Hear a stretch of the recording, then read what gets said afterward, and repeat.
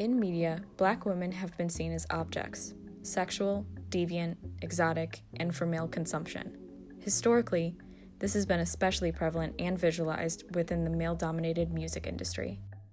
In the 21st century, we have seen a shift in this paradigm begin to occur, with Black women taking control of their own star texts by becoming storytellers and filmmakers in their own right. These women are using their platform to combat these dominant images by celebrating women's bodies, sexual agency, queerness, and feminism.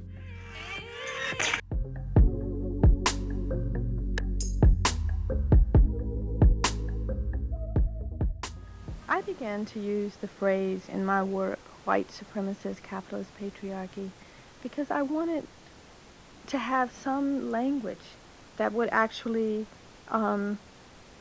remind us continually of the interlocking systems of domination. The oppositional gaze, coined by bell hooks, is a form of spectatorship that gives Black people agency to combat white supremacy. Through this lens, Black women in music are able to resist dominant misrepresentations and symbolic annihilation of their bodies, figuratively looking back by taking control in media making. One artist creating positive images of Black women bodies is Janelle Monáe. In the music video for Pink from her visual album Dirty Computer, a motion picture, Monáe heavily features Black women, their bodies, and their anatomies. The prevalent display of Black bodies reflects the sexist depictions seen in past works by male artists, but then subverts this norm by using the visuals as a means of celebration, empowerment, and inclusion, rather than objectification. Much like Lizzo, whose music videos and performances showcase many diverse body types. Unlike Monáe, though, these images serve to normalize these bodies as opposed to exemplifying them as an artistic display. Black women's sexualities have historically been corrupted by male-dominated media industries. In this time of flux, Black female artists have taken back their sexuality by both expressing sexual agency and providing representation for queer sexual identities. Rihanna's music videos often illustrate her sexual liberation. This is specifically seen in her video for Pour It Up. Starring an array of Black women, the video celebrates their sexuality, showing images of them pole dancing juxtaposed with Roman sculptures and paintings of women. Rihanna is seen twerking on a throne and making it rain on herself, visualizing her domain over her body and sexual expression. The music video for S&M by Rihanna was famously banned in 11 countries for its sexual content. The video and the song itself speak to Rihanna's independence and pride in her sexuality. She is seen participating in BDSM scenes in the video, being restricted by rope, tying men and women up, and teasing them with whips. The music video features scenes that produce a commentary on the press's involvement in Rihanna's sex life. Reporters in the media are seen branding her as a slut. Rihanna defies and subverts norms of representations of Black female sexuality by admitting to not only liking sex, but enjoying kinky sex in which she has control. Nicki Minaj's star text contributes to the growing discourse over Black women's control of their sex image. Her album cover for Anaconda sparked backlash from the public, claiming that it was too explicit for young audiences, and criticizing her for putting her body on display. Minaj's response to the uproar exposed the disparities between how white women's sexualities and Black women's sexualities are received in the public eye. Minaj owns her sexual agency and outright refuses to accept comments that work to take her sexuality and the surrounding conversation away from her. Queer Black women are making great strides in this industry, providing representation that has been largely absent in popular music.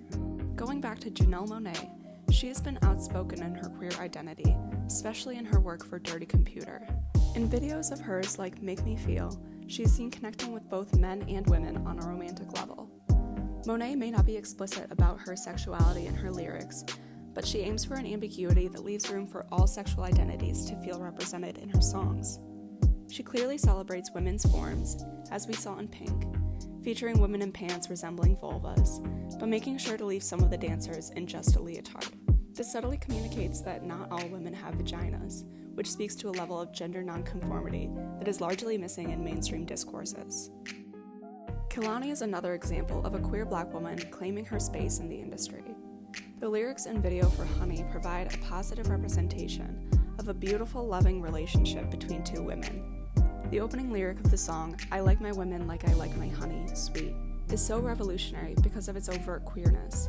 There's no mistaking Kalani's attraction to women, and that's just how she wants it. Other women like Willow Smith use their art to communicate their feelings of desire and love, turning their music into a platform for queer representation.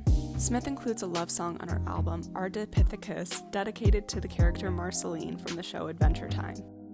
These efforts may seem minor, being select lyrics or segments of music videos, but they provide representation of historically marginalized groups, normalize LGBTQ identities, and help build community for queer Black women artists.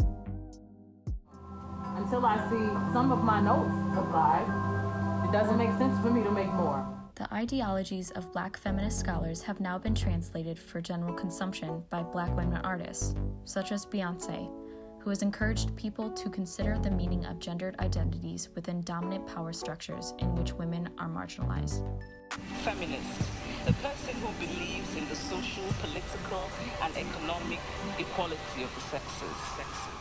From her 2019 VMA performance to her Coachella performance, the prevalence of Black feminist voices such as Nina Simone and Toni Morrison is present. One of the most apparent feminist texts from Beyoncé is her visual album Lemonade, which draws from Daughters of the Dust, uses the words of Somalia-British poet Warsan Shire, and features young Black women who have felt her influence. Lemonade uses cheating, canonically understood to be rooted in Jay-Z's infidelity, as a narrative thread throughout her album to pose the question of who do you turn to when you cannot turn to your husband, your father, or the country that makes inflated claims that you are free. Beyoncé provides this answer: Black female solidarity. Homecoming continues with this foundation Beyoncé created by showcasing HBCU traditions and Black culture, alongside a celebration of diverse bodies, stories, and talents of Black women. Beyoncé's media empire has influenced other Black women artists such as Lizzo, whose 2018 reprise of her Good as Hell music video almost serves as an homage to Homecoming, featuring big bands and women empowering other women to keep going. Musical artists are able to use music videos as a platform to engage with their fans and circulate discourses in very similar manners as we have seen filmmakers do. Those interactions serve to celebrate diversity and create material that audiences can relate to. They are not only personal, visual interpretations of the lyrics, but are also representations of the artist's beliefs. While some of these videos may be directed by someone other than the artist herself, the aesthetics and symbols conveyed in this form of media serve to create deeper meanings with which the artist situates herself. The choices of artistic direction made by these women we have mentioned shape them as not only musical artists, but filmmakers in a way, crafting their own community stories. The work done by these Black women resists and deconstructs heteronormative, white supremacist, patriarchal foundations from which the music industry has flourished. They are paving the way for a more inclusive and diverse music scene and surrounding art world by speaking their truths and telling their stories.